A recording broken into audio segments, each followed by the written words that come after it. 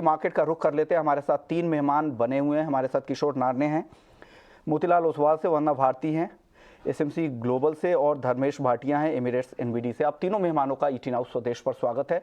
सबसे पहले बात आज हम बुलियन मार्केट की करेंगे, गोल्ड और सिल्वर की, क्योंकि 11 बजे के बाद हम देख रहे हैं कि यहाँ पर शार्प रिकवरी यहाँ पर दिख रही है शुरुआती सुस्ती के बाद से। किशोर सर, क्या लग रहा है, गोल्ड में और सिल्वर में, दोनों ही काउंटर में अचानक से तेजी आई है 11 बजे के बाद से? इंटरनेशनल मार्केट में भी दिख रही है वो तेजी, और घरेलू बाजार में क्या इस तेजी की क्या वजह है? ये तेजी आगे और बढ़ेगी क्या दिन के दौरान? आई थिंक मार्केट्स काफी हद तक जो पहले से जो इंटरेस्ट रेट का जो हाइक्स का जो रफ्तार है वो काफी हद तक 50 बेसिस पॉइंट्स का डिस्काउंट किया है। और पिछले कई दिनों में इस टोन को चेंज करते हुए फेड का अलग अलग जो चेयरमैन हो गया है, अलग अलग डायरेक्टर्स है, आई थिंक उन लोगों ने कहीं ना कहीं ये इंडिकेशंस देने लगा कि शायद 25 बेसिस पॉइंट का रेट हाइक होगा। और प्रॉब्ली यहाँ से तीन रेट हाइक्स मतलब 2 50 बेसिस पॉइंट का, एक 25 बेसिस पॉइंट से, सो प्रॉब्ली 5.1% के आसपास का जो रेट्स जो एक्सपेक्टेड है यूएस में, वो कहीं ना कहीं ये ईयर एंड तक मतलब जो धीरे धीरे बढ़ेगा। सो जो धीमी गति से जो रफ्तार है वो शायद रीप्राइसिंग के लिए कारण है। थोड़ा बहुत डॉलर में भी हम करेक्शन देखे थे, और आई थिंक ये दोनों चीज साथ में काम कर रहे हैं। तो शॉर्ट टर्म के लिए थोड़ा बहुत इसमें तेजी बरकरार रहना चाहिए। दैट इज इंडियन मार्केट में अगर देखिएगा 55,650 के आसपास मुझे बाइंग लेवल दिखता है, और 56,450 के आसपास आप स्टॉप लॉस मेंटेन कर सकते हैं, और टारगेट्स आप रख सकते हैं 55,950 के आसपास इंट्राडे के लिए। वंदना जी, आपका आउटलुक क्या है गोल्ड और सिल्वर के लिए, और इंट्राडे ट्रेडर्स के लिए क्या सलाह दे रही हैं? विश्वमान जी, थोड़ा सा स्लगिश मूव आ रहा है यहाँ पे। रुपये अप्रिशिएट होने की वजह से भारतीय बाजार जो है थोड़ा सा डिकपल होता हुआ नजर आ रहा है। नो डाउट यहाँ पे कॉमिक्स मुझे भी लग रहा है कि $1900 तक का जो मूव है वो यहाँ पे गोल्ड दिखा सकता है। यहाँ के मार्केट में अगर थोड़ी करेक्शन आती है, करेक्शन आने के बाद ही मैं अपना कॉल यहाँ पे कहूंगी कि आप इनिशिएट करें। 55,725 के करीब आता है गोल्ड, तो यहाँ पे सेलिंग इनिशिएट करना चाहिए। एक बार को मुझे लग रहा है कि 55,400 तक आना चाहिए नीचे की तरफ। स्टॉप लॉस लगाना होगा 55,875 का। ओवरऑल मुझे लग रहा है कि 55,400 से लेके ऊपर की तरफ 56,200, ये एक रेंज रहेगा, वाइड रेंज, जिसमें कि गोल्ड यहाँ पे ट्रेडिंग कर सकता है। तो टेक्निकल लेवल्स का ध्यान रखते हुए ही ट्रेड करना होगा यहाँ पे। यानी 55,725 पे आपको गोल्ड बेचना है, 55,400 के टारगेट के लिए 55,875 रुपए का स्टॉप लॉस लगा लेना है। धर्मेश जी, आपकी राय क्या है गोल्ड और सिल्वर पर आज के लिए? देखिए, सोने और चांदी में दोनों में काफी एक उठापटक देखने मिल रही है, बट इंट्राडे प्रोस्पेक्टिव से मुझे लगता है कि मार्केट हाई लेवल पे टिका हुआ है। इतने लेवल पे मार्केट अभी कोई न्यूज है नहीं, अभी भी around the globe market open हुआ नहीं है। मैं इंटरनेशनल मार्केट की बात करूँ तो अभी भी छुट्टी का माहौल अभी भी है। एक्सपेक्ट करिए कि मार्केट अभी भी थोड़ा स्लगिश रहेगा।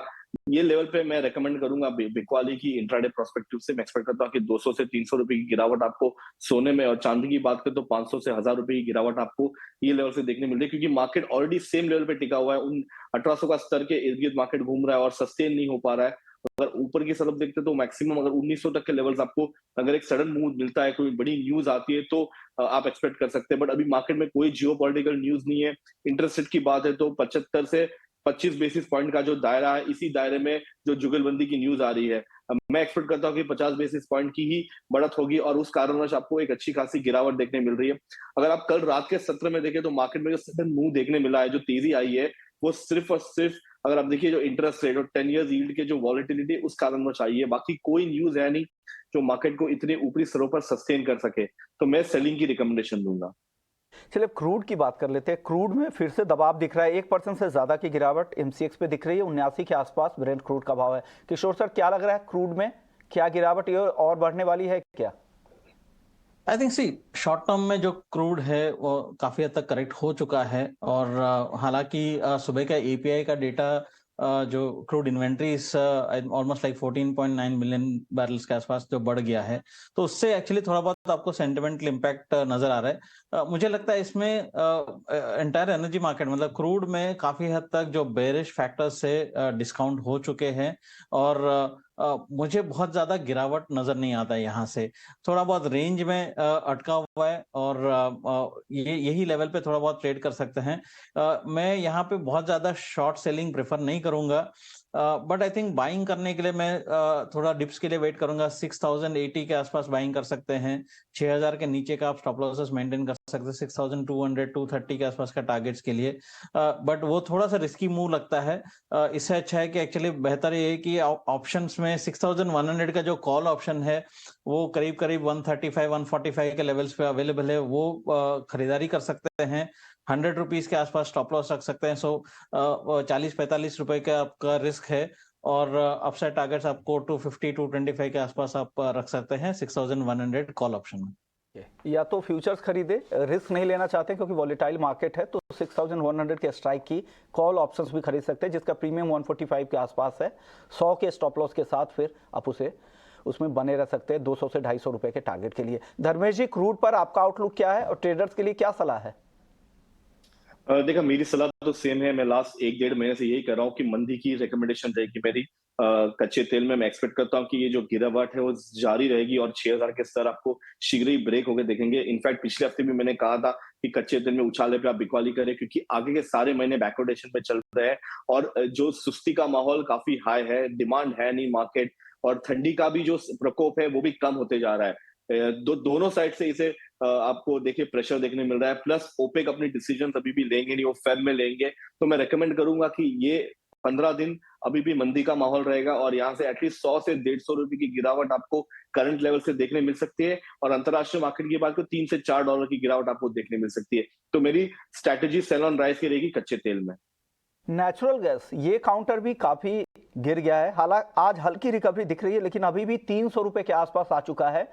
महीने भर में 45% तक दाम MCX पर गिर चुके हैं। यूरोपियन गैस में तो 50% तक की गिरावट महीने भर में आ चुकी है और जो भाव यूरोप में दिख रहे हैं वो अक्टूबर 2021 के आसपास दिखा था। जिस तरह से LNG का वहां पर इंपोर्ट हुआ है, रिकॉर्ड इंपोर्ट हुआ है, US में रिकॉर्ड उत्पादन हो रहा है। उन लोगों की तैयारी इतनी थी कि ये स्टोरेज 5 साल के औसत से ज्यादा है। सर्दी अनुमान के मुताबिक रहा नहीं। ऐसे में वंदना जी, क्या लग रहा है, नेचुरल गैस क्या यहां से और गिरावट की संभावना बन रही है या ओवरसोल्ड जोन में है, अब यहां से खरीदारी करनी चाहिए? विश्वमोहन जी, पिछला 2 हफ्ता जो था, ये हफ्ता मिला के मतलब मुझे लग रहा है कि माइल्ड टेम्परेचर की ही यहाँ पे बात हुई थी फोरकास्ट, और आने वाला जो 2 हफ्ता उसमें भी माइल्ड टेम्परेचर का फोरकास्ट है और इस बार जो इन्वेंट्री आनी है वो भी थोड़ी सी यहाँ पे बढ़ के आनी है। तो मोर ओवर देखा जाए तो बेयरिश फिगर्स जो है वो भी और है यहाँ पे मार्केट में, थोड़ा सा और ये फैक्टर इन होगा। मेरे ख्याल से यहाँ पे 300 का जो लेवल है वो इस बार तोड़ना चाहिए नेचुरल गैस को। 280 के करीब इसका स्ट्रॉन्ग सपोर्ट है, तो 280 के लिए यहाँ पे सेलिंग करना चाहिए 300 के लेवल पे। स्टॉप लॉस यहाँ पे जरूर लगाना होगा 310 रुपए का, और मुझे लग रहा है कि 280 270 ये एक मेजर सपोर्ट जोन होगा जहां पे ये कमोडिटी फिर से सपोर्ट ले सकती है और वहां से एक शार्प अपसाइड आएगा जो कहीं ना कहीं 350 360 तक पहुंचाएगा नेचुरल गैस को। ओके, यानी फिलहाल तो आपको बेचना ही है। पहला कॉल तो ये याद रखें कि 300 के आसपास जो आपका करंट भाव है वहां पर बेचे 280 के टारगेट के लिए। बहुत ही वॉलेटाइल काउंटर है तो 310 का स्टॉप लॉस जरूर मेंटेन करें। उसके बाद फिर बड़ी तेजी के लिए तैयारी करें, फिर वहां से खरीदारी करें जब 280 के आसपास का लेवल आ जाए। धर्मेश जी, आपको क्या लग रहा है, कितनी गिरावट की आशंका आपको दिख रही है नेचुरल गैस में? देखिए, मैं वंदना से काफी सहमत हूँ। मुझे भी यहाँ पे मंदी का ही माहौल लग रहा है। प्लस जो ठंडी का प्रकोप है क्या वो कम होते जाएगा, तो मैं एक्सपेक्ट करिए कि ये 250 तक के भी लेवल्स दिखा सकता है। बट मैं रेकमेंड करूंगा निवेशकों को कि अपने स्टॉप लॉस के बिना इसे ट्रेड न करें। काफी चंचल कमोडिटी है, इसकी वॉलेटिलिटी काफी हाई है। जो ट्रेंड है उसका फ्रेंड है और एक देखिए ट्रेंड इसकी कंटिन्यूसली हैमरिंग है। जो 600 की कमोडिटी थी और 2 महीने में 300 हो चुकी है, तो आप एक्सपेक्ट कर सकते हैं कि इसकी जो क्षमता है, जो ऊर्जा है वो काफी हाई है। मैं एक्सपेक्ट करता हूँ कि ये रिकमेंडेशन रहूंगा कि 10 रुपए के स्टॉप लॉस से आप यहाँ पे बिकवाली करके चल सकते हैं। 275 से लेके 250 के टारगेट के लिए आप यहाँ पे पोजिशनली अपनी जो रिकमेंडेशन पोजीशन रहेगी मेरी, बट लॉन्ग टर्म रहेगी। शॉर्ट टर्म में 10-15 रुपए की वॉलेटिलिटी रहेगी, बट 280 290 तक के टारगेट के लिए आप रख सकते हैं। बट पोजिशनली 250 तक के भी लेवल्स आपको इसमें देखने मिल सकते हैं। किशोर सर, आपको भी लग रहा है इस तरह की गिरावट आएगी क्या नेचुरल गैस में? मैं एक्चुअली क्या है कि यहाँ पे काफी हद तक मुझे नहीं लगता है कि रिस्क रिवॉर्ड ज्यादा फेवरेबल है। मैं वेट करूंगा 290 285 280 के आसपास अगर आता है तो वहां से थोड़ा बाइंग का मेरा व्यू रहेगा। बट बिकॉज कि काफी इसमें जो गिरावट देखा है इसमें नेगेटिव न्यूज पूरी तरीके से मुझे लगता है कि इसको डिस्काउंट हो चुका है। और बेसिकली इसमें क्या है कि मैक्सिमम भी हो सकता है 280 285 आ सकता है, बट वहां पे खरीदारी करना बेहतर रहेगा रादर देन यहाँ पे ज्यादा जगह नहीं है डाउन साइड के लिए। ओके, यानी डाउन साइड के लिए बहुत ज़्यादा जगह नहीं है, लेकिन तीनों एक्सपर्ट्स इस बात को तो मानते हैं कि जो करंट लेवल है वहाँ से हल्की गिरावट तो जरूर दिख सकती है 2 से 3% तक के लिए। 290 का टारगेट किशोर सर दे रहे हैं, 280 का टारगेट वंदना जी दे रही है, और हालांकि पोजिशनली धर्मेश जी को लगता है कि गिरावट ज़्यादा आ सकती है, लेकिन वंदना जी और किशोर सर को लग रहा है कि यहाँ से रिकवरी भी लौटेगी 280 से 290 के बीच में। चलिए बेस मेटल्स की बात कर लेते हैं। आज सभी बेस मेटल्स में अब धीरे धीरे खरीदारी लौट रही। शुरुआत में हालांकि कुछ बेस मेटल्स कमज़ोर दिख रहे थे, लेकिन अब धीरे धीरे सब में हल्की तेजी आ गई है। लेड सिर्फ सुस्ती दिखा रहा है। धर्मेश जी, क्या लग रहा है बेस मेटल्स में आज क्या ट्रेड बन रहा है, कहाँ पे खरीदारी करनी चाहिए? मेरी जो हॉट पिक रहेगी वो कॉपर रहेगी। अगर आप देखिए पिछले 3 हफ्ते से मैं कॉपर में कंटिन्यूसली रेकमेंड कर रहा हूँ कि आप गिरावट पे बाय करो, और 275 तक के 750 765 तक के टारगेट के लिए आप यहाँ पे पोजीशन ले सकते हैं। और ऑलमोस्ट अगर आप देखिए तो 60 के टारगेट ऑलरेडी आ चुके हैं, 760 के टारगेट। अभी भी मैं रेकमेंड करूंगा कि आप अपनी जो प्रीवियस पोजीशन है वो होल्ड करिए, और एड ऑन भी कर सकते हैं करंट लेवल से भी अराउंड 770 से 775 तक के टारगेट के लिए। ये काफी मेरी बुलिश कॉल रहेगी मार्केट में। और जिस तरह चाइना ने अपनी लॉकडाउन खोली है, ये एक ऐसी कमोडिटी है जो एक ही तरफ मूव करती है, और मैं रेकमेंड करूंगा कि आप इसमें बाइंग साइड में रहे। दूसरी मेरी जिंक रहेगी। अगर आप देखिए जिंक काफी सीमित दायरे में ट्रेड हो रहा है, 270 275 और डाउन साइड 265 ये दायरे में ट्रेड हो रहा है। इसमें भी आप पोजिशनली अपनी ट्रेड्स रेकमेंड रहेगी मेरी लाइन में बाई कर सकते हैं। और अपसाइड अगर आप देखिए तो प्राइस एटलीस्ट 300 तक के टारगेट के लिए पोजिशनली इसमें आप रह सकते हैं। तो दोनों कमोडिटी मेरी बाय रहेगी, एक कॉपर और दूसरी जिंक रहेगी।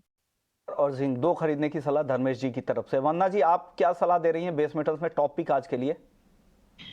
विश्वमन जी, मुझे लग रहा है कि जिंक ऐसे ओवरऑल देखा जाए तो बहुत स्ट्रॉन्ग कमोडिटी है। आज के लिए मुझे लग रहा है कि थोड़ा सा इस पे दबाव देखने को मिल सकता है लेड की तरह बाद में। तो यहाँ पे मैं सेलिंग रिकमेंड करूंगी 278.5 पे, यहाँ पे सेलिंग रिकमेंड करूंगी। टारगेट छोटा सा होगा 276 का, स्टॉप लॉस लगाना होगा 280 का। लेकिन यहाँ पे मैं धर्मेश जी से एग्री करती हूँ। मुझे लग रहा है कि कॉपर में स्ट्रॉन्ग मूव आना अभी भी यहाँ पे बाकी है। 760 के करीब बाइंग रिकमेंड करूंगी, 772 का टारगेट होगा। स्टॉप लॉस यहाँ पे लगाना होगा 755 का। किशोर सर, दो टॉप पिक अगर चुनना हो कोई अगर बेस मेटल्स में, तो क्या चुनेंगे आज आप? आई थिंक मैं भी कॉपर में बाइंग का सलाह दूंगा।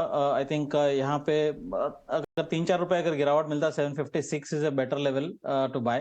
752 का स्टॉप लॉस मेंटेन कर सकते हैं। 764 768 तक भी आपको अपसाइड मिल सकता है आज इंट्राडे में। दूसरे मेटल होगा जिंक।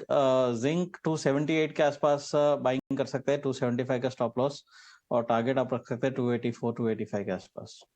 वंदना जी, जीरे को लेकर क्या लग रहा है? जीरे में लगातार तेजी है, क्या भरोसेमंद है? क्या 36,250 मार्च वायदा चला जा चुका है, क्या करें? जीरे में मुझे लग रहा है विश्वमोहन जी की बाइंग थोड़ा सा कंटिन्यू रहेगा, क्योंकि यहाँ पे जो पाइपलाइन है वो ड्राई है, और विंटर सीजन की वजह से यहाँ पे बार बार जितना भी 2000-2500 तक का भी फॉल आता है तो वहाँ पे फिर से बाइंग होती है। और यही जो हाल है वहाँ पे स्पॉट मार्केट का भी है। मेरे ख्याल से बाइंग में यहाँ रहना चाहिए, लेकिन मार्जिनल बाइंग में यहाँ पे रहना चाहिए। 36,200 के करीब मार्च वायदा में मुझे लग रहा है कि बाइंग करनी चाहिए।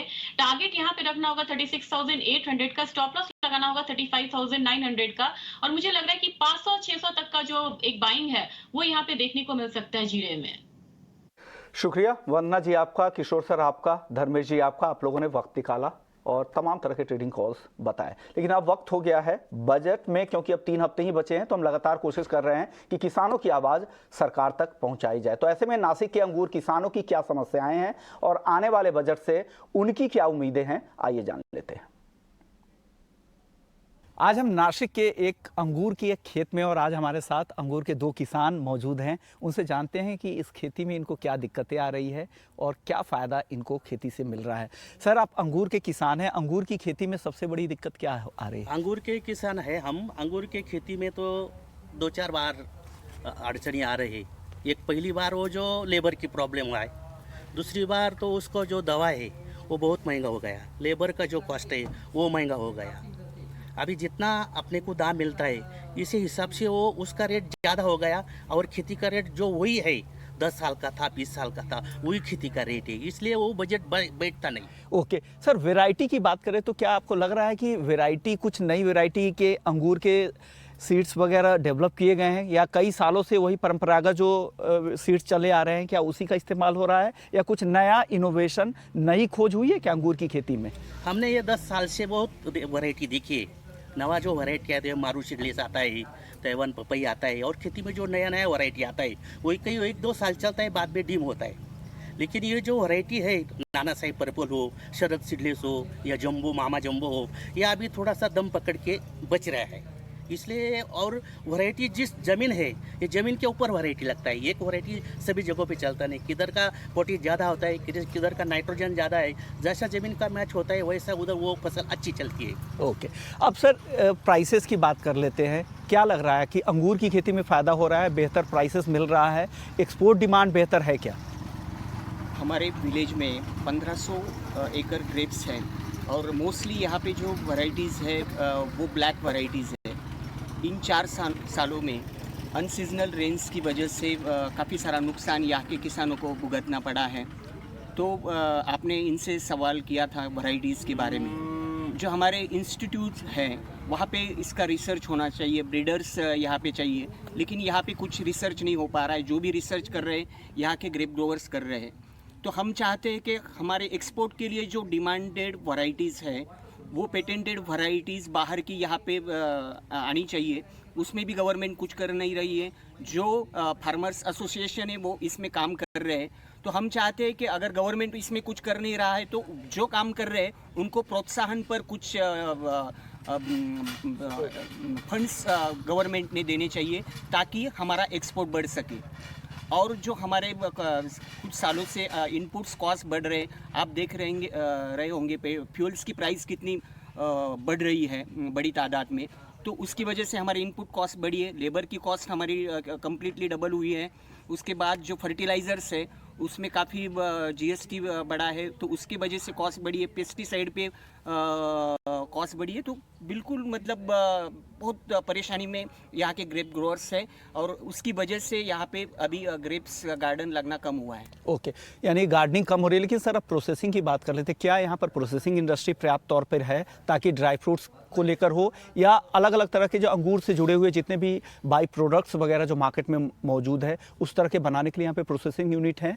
नहीं, बिल्कुल उसमें काफ़ी सुधार की आवश्यकता है। गवर्नमेंट ने इस चीज़ के ऊपर काफ़ी बड़ा ध्यान देने की ज़रूरत है। मतलब हर फार्मर्स के पास प्रोसेसिंग यूनिट्स, मतलब जो ऑर्गेनाइजेशन हो उनके पास प्रोसेसिंग यूनिट के ऊपर काफ़ी फंड्स देने की ज़रूरत गवर्नमेंट को है। ओके सर, एक्सपोर्ट की आप बात कर रहे थे कि बांग्लादेश आप लोग काफ़ी एक्सपोर्ट करते हैं।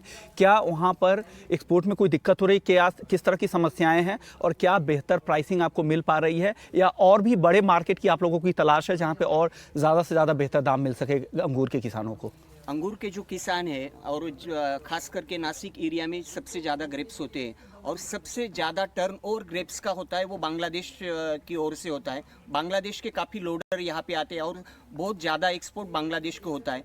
लेकिन इस बार जो बांग्लादेश की गवर्नमेंट है उन्होंने इंपोर्ट ड्यूटी इतनी बढ़ाई दी गई है, मतलब 18 टन के गाड़ी के ऊपर 20 लाख रुपए इंपोर्ट ड्यूटी है। तो इसकी वजह से हमें ये डर है इस साल कि काफ़ी कम एक्सपोर्ट हो सकता है। तो हम चाहते हैं कि गवर्नमेंट ने इसके और काफ़ी ध्यान देने की ज़रूरत है और जो इश्यूज़ है उसको सॉल्व करने की ज़रूरत है। ओके, यानी ये अंगूर के किसान हैं, इनकी सबसे बड़ी मांग तो ये है कि एक डेलिकेट क्रॉप है ये, तो इसमें अगर किसानों को अगर फ़ायदा करना है, इनका एरिया बढ़ाना देना है, खेती को बढ़ावा देना है, तो सरकार को कुछ रियायत देनी पड़ेगी, इंफ्रास्ट्रक्चर को बढ़ावा देना पड़ेगा, नए सीड्स को लेकर, नई वैरायटी को लेकर इनोवेशन करने पड़ेंगे। एक्सपोर्ट इंपोर्ट की जो पॉलिसी है सरकार की उसका दायरा बढ़ाना पड़ेगा और एक्सपोर्ट पे ज़्यादा से ज़्यादा राहत देने की ज़रूरत है ताकि किसानों को फ़ायदा हो, अंगूर की खेती को बढ़ावा मिले। क्योंकि एक बड़ा एरिया है, नासिक का एरिया है अंगूर का, अगर यहाँ पर उसकी खेती अगर कम होती जाएगी तो डेफिनेटली आगे चलकर इसका नुकसान ही होगा, इसका फ़ायदा नहीं होगा।